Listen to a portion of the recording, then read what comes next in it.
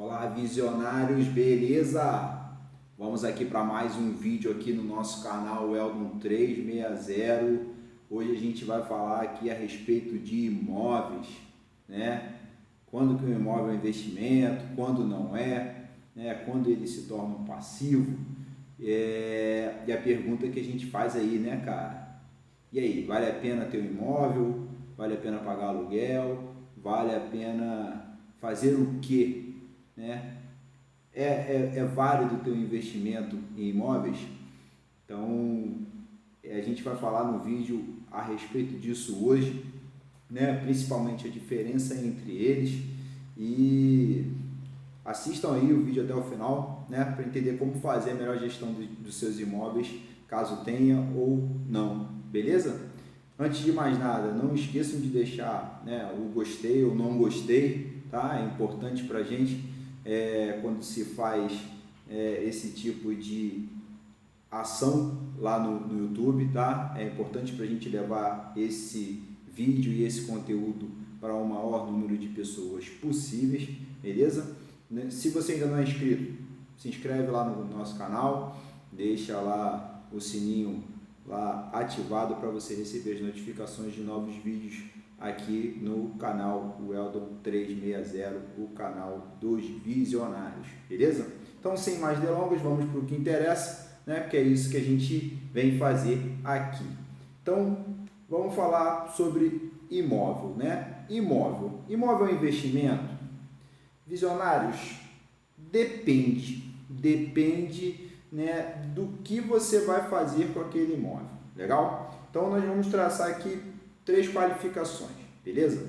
O imóvel ele pode ser um investimento, ou seja, ele gerar renda para você, tá? Ele pode ser uma reserva de valor, ou seja, você pegar um capital e colocar, né, ali no imóvel de forma a proteger seu patrimônio, tá? Ainda existe essa possibilidade diante de alguns cenários que podem acontecer em uma economia. Você ter imóveis, você tem um valor ali, né, reservado ali, beleza? E ele pode ser um passivo, tá?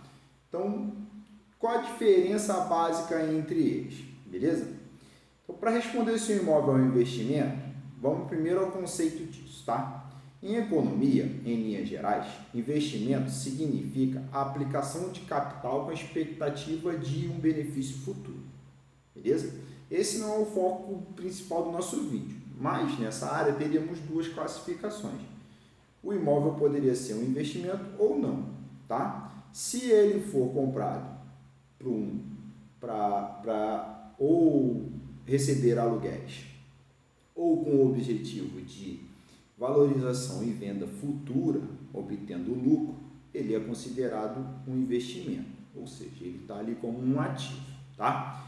Se ele for comprado, esquecido lá, e aquele imóvel só te gera despesa, tá, todos os meses, principalmente se ele for financiado, a gente vai falar disso no decorrer do vídeo, ele é considerado um passivo, tá legal? Já em finanças, temos como investimento toda aplicação que visa o recebimento de rendimento sobre o capital investido. Legal? Então, a gente às vezes vê, né, em alguns canais, muita gente falando mal de imóvel físico, de você o possuir, que era o nosso avô que dizia que você tinha que investir em imóveis, né, para poder você ter uma certa segurança e tal. É claro que, falando de investimento hoje, a gente tem que ter a diversificação. Então, você possuir imóveis é também uma forma de diversificar uma parte do seu investimento, tá? Então, assim, as pessoas às vezes falam mal e tal, é óbvio, um investimento para você, né, ter um imóvel sozinho é alto. Então, não está fora do que as pessoas às vezes levantam em relação a, por exemplo, fundo de investimento imobiliário, que você tem cotas pequenininhas, né? Então, um investidor iniciante consegue ter uma diversificação com imóveis, né, obtendo papéis de fundos de investimento imobiliário, por exemplo, tá bom? Então, assim, a ideia aqui é desmistificar, principalmente para os leigos, que um imóvel físico não pode ser um investimento. Você construir lá um imóvel para alugar ou possivelmente para vender no futuro não seja um investimento, tá legal?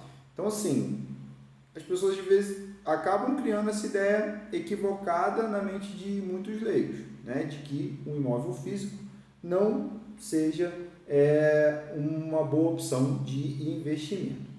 Então vamos lá, eu tenho capital e resolvo investir uma parte em um pequeno imóvel, tá, para aluguel. Ao começar a receber aluguel desse imóvel, temos rendimentos e sim, esse imóvel passou a se classificar como um investimento porque ele passou a te gerar renda, tá? Tanto é um investimento que houve um capital investido para você construir aquele imóvel e ele nesse momento está te gerando uma renda que é o aluguel, beleza? Então, esse aluguel ele pode também ser utilizado para você adquirir novos ativos geradores de renda e até mesmo outros imóveis, tá? Então, às vezes, a renda daquele primeiro imóvel que você construiu, você pode adquirir outros tipos de ativos. Então, como são valores menores, você pode adquirir fundos de investimento imobiliário, né, diversificando ali mais ainda sua carteira de investimentos. Você pode adquirir outros tipos de ativos, né, ações, e entre até mesmo gerar caixa com fundos de renda fixa e etc. Legal?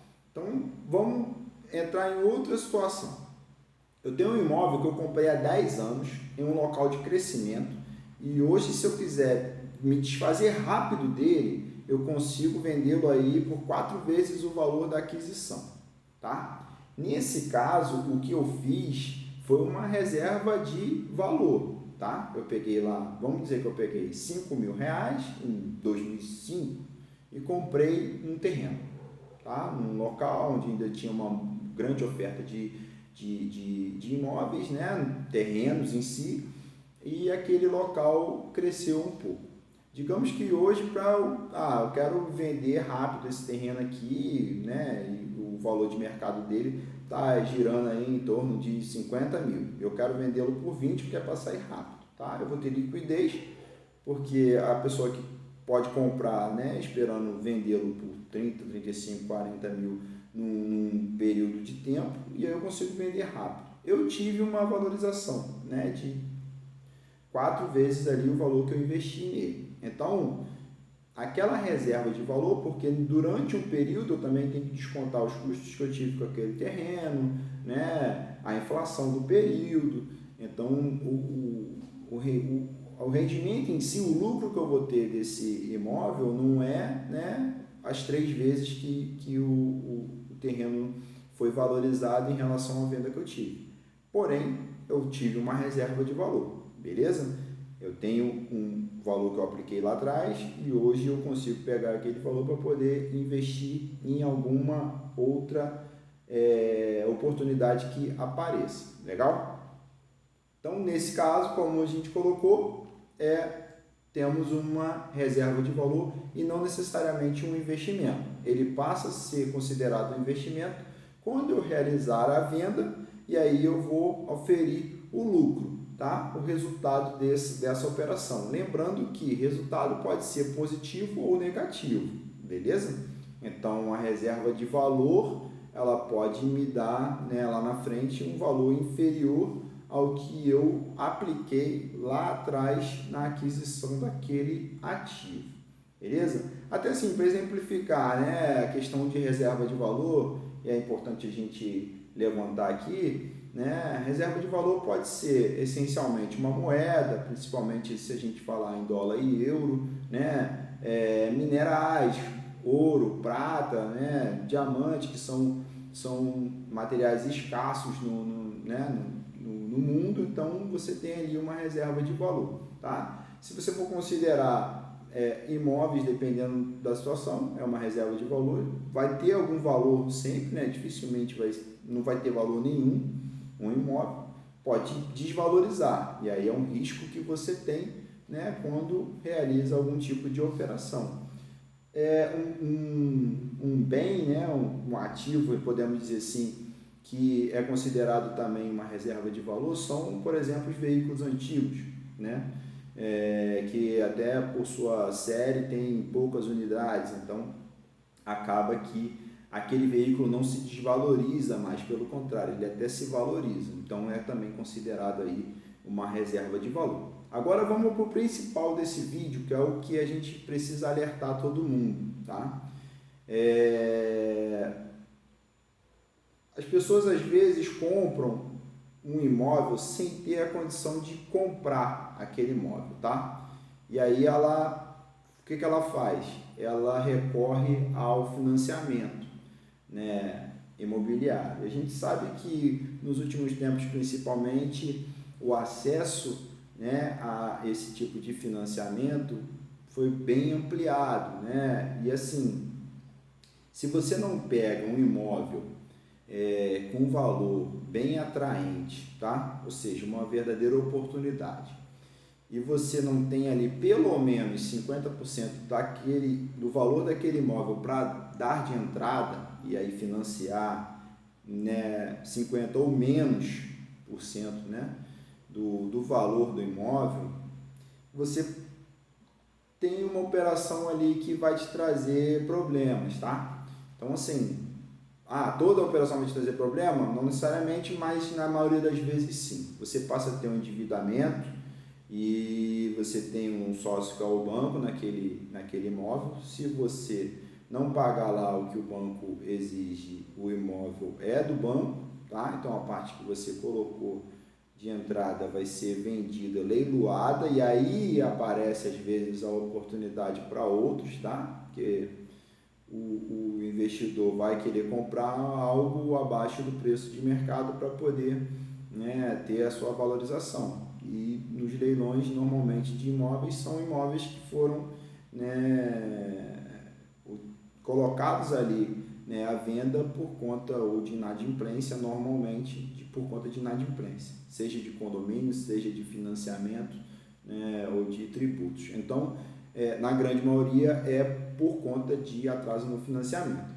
Então, assim, o pior dos cenários dependendo de onde esse imóvel que você comprou financiado está localizado, né, principalmente no Rio de Janeiro, onde, né, a gente tem um grande problema da falta de segurança em algumas regiões, esse imóvel se desvaloriza ainda em relação, né, a um curto período de tempo. E se você faz um financiamento aí de 80% do imóvel até 90%, né, e passa a ter esse problema de segurança, aquele imóvel se desvaloriza de forma a você ter um problema grave, porque se você vende aquele imóvel, né, pelo valor de mercado atual, desvalorizado, você sequer consegue quitar o seu financiamento, tá? Então, na prática, você não consegue nem vender o imóvel, porque você precisa liquidá-lo. E com isso, você passa a ter um grande problema e um passivo gigante ali, tá? Então, você acaba sendo obrigado ou a morar naquele imóvel que às vezes você já não quer mais, e você tem a parcela que você tem que pagar todo mês, tá? E o pior, né? Se você quiser vender aquele imóvel, você não consegue mais. Então, sim, sempre, se for uma oportunidade, você já tem mais da metade do valor do imóvel, né, para dar de entrada, compensa sim, às vezes, você até entrar no financiamento, tá? Mas, caso você não tenha esse valor para dar de entrada e o seu financiamento seja superior a 50% aí do valor do imóvel, normalmente não é tão interessante, porque você fica preso a uma dívida, tá? Lembrando que dívida líquida, né, se você tem 50% do valor do imóvel, caso você precise vendê-lo, você vai ter ali uma redução ali, né, do seu capital, porém você consegue, dificilmente o imóvel se desvaloriza aí 50%, né, em um curto prazo. Mesmo com todos esses problemas que a gente passa aqui, né, no Brasil e principalmente em alguns locais, né? Quando tem essa desvalorização, você ainda consegue vendê-lo e ainda conseguir algum valor para recomeçar, né? E não fica com esse grande problema, né, do valor do imóvel ser inferior ao valor do seu saldo devedor lá do financiamento. Então, assim, pensem sempre nisso, tá? Porque aí é o que a gente chama atenção. As perguntas que você precisa fazer na hora de adquirir um imóvel, seja para investimento, seja para moradia, né, ou que fim comercial, né, que acaba sendo um investimento que gera um custo de oportunidade, tá? Você quer adquirir um imóvel. Então, pergunta que você precisa fazer: por que você quer adquirir esse imóvel? Né? Qual a importância disso? Para que você quer adquirir? Né? Se você tem um valor e aquilo vai te trazer um custo de oportunidade, aquele valor que você pagaria de aluguel, né, vai voltar para você. E se você realmente tem como adquirir, porque como eu falei agora há pouco, né, se você não tiver como adquirir, às vezes é melhor você ficar um tempo a mais no aluguel, né, conseguir reunir os recursos, né, de alguma outra forma, fazendo uma renda extra, economizando em alguma coisa, de modo que você tenha o capital necessário para ter aí pelo menos a metade do valor. E aí existem até outras formas de você adquirir, né? Por exemplo, em relação ao financiamento, um consórcio de imóveis é muito mais em conta do que o financiamento, porque o consórcio você paga a taxa de administração e ela é fixa, ou seja, você já tem a taxa de administração de todo o contrato, tá? Ali no momento que você contrata o consórcio. Então, existem outras formas de você adquirir um imóvel próprio, beleza?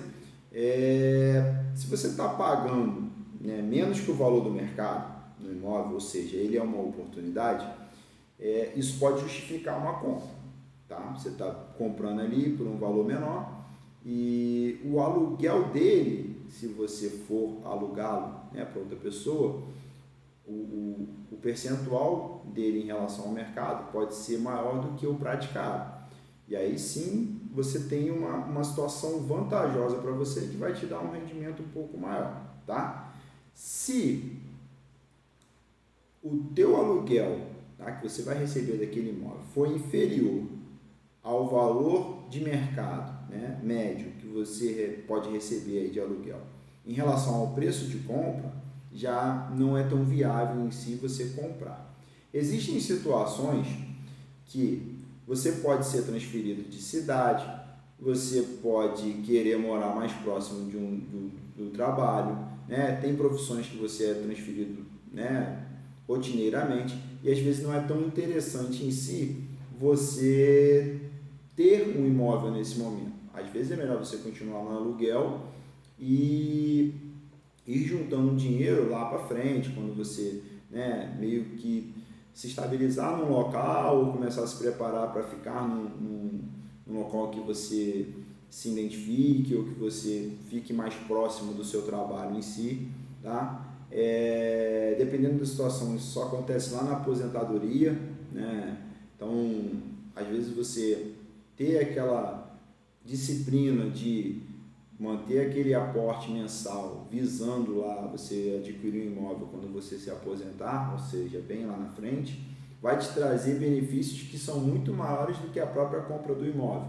Ou seja, você pode até ultrapassar o valor do imóvel que você queria, né, por ter a disciplina, por fazer os juros compostos trabalharem por você, tá? Então vamos para um exemplo prático de como você pode até se dar bem em relação a imóveis. Às vezes você consegue uma oportunidade, tá, de adquirir imóveis ou de construir imóveis em um local onde o custo, né, dele, né, para aquisição ou de construção seja menor do que em um outro local que você queira residir, tá?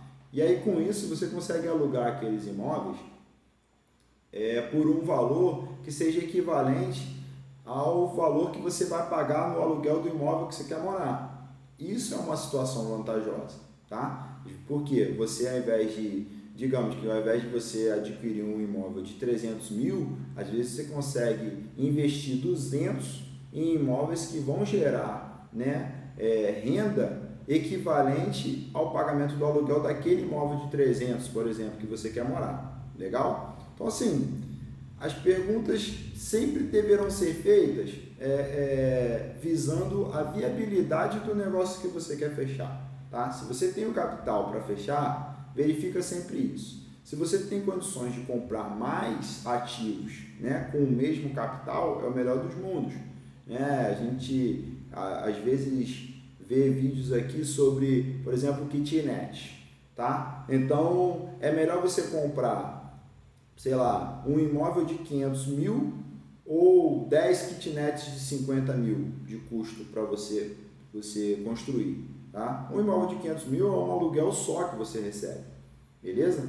Já 10 kitnets de 50 mil, você recebe 10 kitnets. Se um inquilino sair, você perde parte da tua renda mensal, não perde o total, tá? A tua vacância é de 10%. No imóvel único, a tua vacância é de 100% se o inquilino sai. Então, até nos imóveis você pode diversificar, tá? Tendo uma quantidade maior de imóveis, você consegue diminuir o risco de você perder toda a sua renda ali, beleza?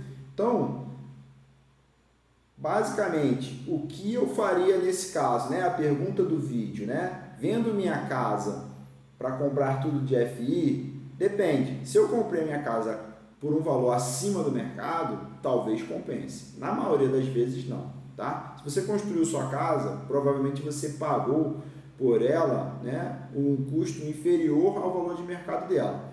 Então, o valor do aluguel do teu imóvel hoje, se você reside nela, a sua casa hoje tem um custo de oportunidade. Esse custo, o ideal era que você pegasse o valor que você pagaria de aluguel e você começasse a investir, como se você pagasse um aluguel para você mesmo, beleza?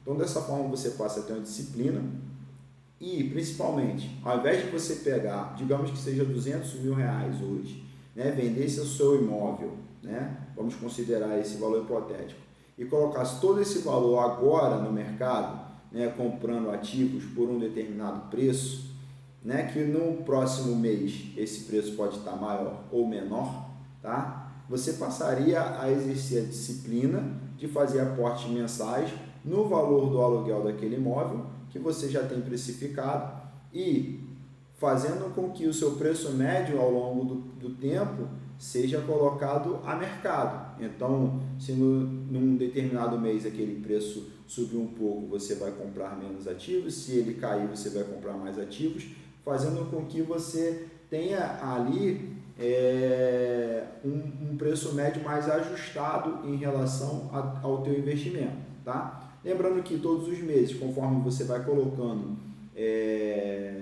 né, o seu aporte, você vai gerando mais renda também, então começa a virar ali o efeito bola de neve, que vai fazer com que você tenha mais renda e inclusive que durante um determinado período você passe até a receber de rendimentos o valor que você aporta. Então, conforme você vai crescendo ali, reinvestindo ali os seus rendimentos, daqui a pouquinho você já está recebendo de volta aquele valor e aí sim o efeito dos juros compostos vão fazendo sentido, né, para o seu negócio, tá? Então, lembrando sempre, diversifiquem seus investimentos, não deixem nunca de diversificar, mas não caiam na possibilidade de pensar que o imóvel físico não é uma oportunidade de investimento, beleza? Existem formas também de você diminuir o seu investimento nisso.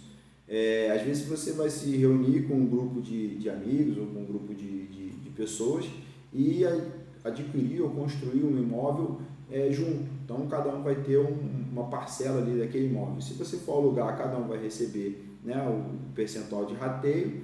E se você for vender posteriormente, também cada um vai receber um percentual de lucro, tá? Então, essa ideia de que, não, eu preciso de muito dinheiro às vezes para investir em imóveis físicos, tá meio fora, tá? Então, sim, existem até outras formas de você investir em imóveis, em grandes empreendimentos e que você precisa de bem pouco para entrar, tá? E aí é feito um rateio ali do total e você depois recebe a valorização ou o aluguel proporcional ao valor que você investiu, né, em cima do valor total do empreendimento, beleza? Então, pessoal, por hoje é isso. Espero que tenha aberto aí a mente de vocês em relação a informações de imóveis. Se tiver alguma dúvida, né, algum comentário a fazer, não deixe de fazer aqui embaixo, tá? A gente tenta responder a todo mundo. E se tiver alguma sugestão aí de vídeos a respeito de imóveis, não deixem de sugerir aqui que a gente corre atrás aí para poder trazer um conteúdo bacana e de forma que leve, né, informação de qualidade aí para o maior número de pessoas. Não deixem de compartilhar, né, nosso vídeo aí nas suas redes, para que muitas pessoas que às vezes têm dúvidas em relação a isso, né, tenham aí acesso a esse tipo de informação. Beleza? Por hoje é só. Até o próximo vídeo e tchau!